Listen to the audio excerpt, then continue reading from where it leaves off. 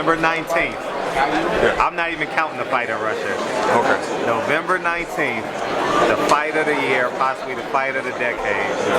What will Sergey Kovalev add himself to make himself that fighter? Well, you know, Andre Ward is a very difficult opponent. Luckily for us, he hasn't been that active, so kind of rusty. But you know, Sergey just has to be Sergey. Sergey has to be able to chop the ring down, make Ward fight a fight that he wants to fight. Make him be available to get hit with shots.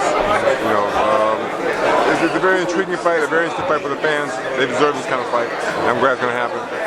You know, I don't take Ward lightly. I might say things in the press, but I don't take him lightly. He's a very dangerous guy. He's undefeated as an amateur, undefeated as a pro for a reason. And that speaks volumes for him. So it's a good fight and a very intriguing fight. And it's a fight that the fans deserve to see, so I'm glad that the fight is going to happen. What problems does Andre Ward present to Sergey Kovalev that you can talk about? Well, he's very evasive. He's a very evasive fighter. He likes to hold a lot, and he likes to smother his opponents. If Sergey can offset that and not get frustrated, it's going to be a better fight, easier fight for Sergey. Now I have to ask you, because I'm a black man, I was highly offended. Yeah. And I'm talking to a black man, I'm talking to you. I boycotted the Muhammadi fight. Okay. I didn't cover the Muhammadi fight. Just being candidly honest. No problem. And can you elaborate on Sergey Kovalev's shirt with Adonis Stevenson and his mental thoughts, and is he a racist? I know what you're going to say, but just elaborate more, just so we can have some clarification and put this shit to bed. The Adonis Stevenson t-shirt was in a bad taste, first of all. That was something he shouldn't have done, but where he comes from, his country, they do things a little differently. I wouldn't say Sergey's racist, I say he's different. When I say he's difficult, he's difficult for me. A lot of times we clash. He just doesn't think before he does certain things. His actions, he does it before he really thinks about them. Now, it can look borderline racist, but when he called Pascal names, he didn't call him racist. He called him he's a piece of crap. That's not racist. Anybody can be a piece of crap. It's just that they use that to play it off as though he was racist. He does things sometimes that he doesn't think, but he doesn't show me that he's racist. If I thought he was racist, I wouldn't be around him. I wouldn't put up with it. You know. So I think he's just different, and he doesn't think before he does certain things. And he should watch his mouth for the thing that he does say. But he's never said anything racist. The actions against Stephen, they were definitely there. You know, it depends how you took it. That was very bad taste. Very distasteful, and he should have done that. But he's a difficult guy. He's his own person. He's very difficult to deal with sometimes. You know, he has his own agenda and his own way of thinking. I wouldn't say he was racist, because like I said, if I thought he was truly racist, I wouldn't be around him. He's just different in his thought pattern and the way he does things.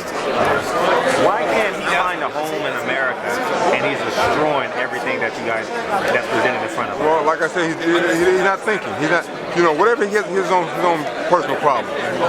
If he just shut his mouth a little bit, sit back and listen and watch and observe, and maybe read up on the American history, on how our people were treated, how things were for us, he might think a little differently.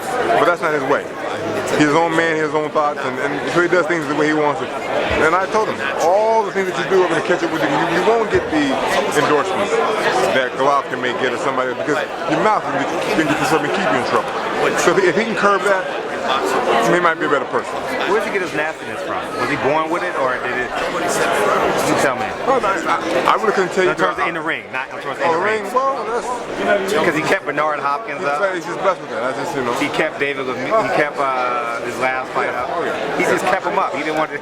He wanted to toy with him. Well, is that something you teach? No. All fighters need that. To be, more than her business, and to be that kind of guy, you have to have that within you. And unfortunately for him, he has it. And that helps him a lot. I know you understand the significance of this fight, but does Sergey Kovalev understand the significance of Andre Ward, Sergey Kovalev 1, it severs the line between black and white. 2, but it's a Hall of Fame fight. The winner of this fight is the first ballot Hall of Famer. Does he vehemently understand the significance of this fight? I don't think he looked at it in that depth and gone that deep with it. I just think he sees it as another belt, another victory for him. Not so much a belt because he has the belt, but another victory, another notch on his belt. I don't think he sees it in terms of as far as the significance of what's going to do in the ring in the end. So, you know, Perez just has the victory. He wants the victory. He knows Andre is a name for him, and he needs that. So that's what it does for him, just give another name in boxing. Just put in his resume. So if he destroys him, then you go to cruiserweight?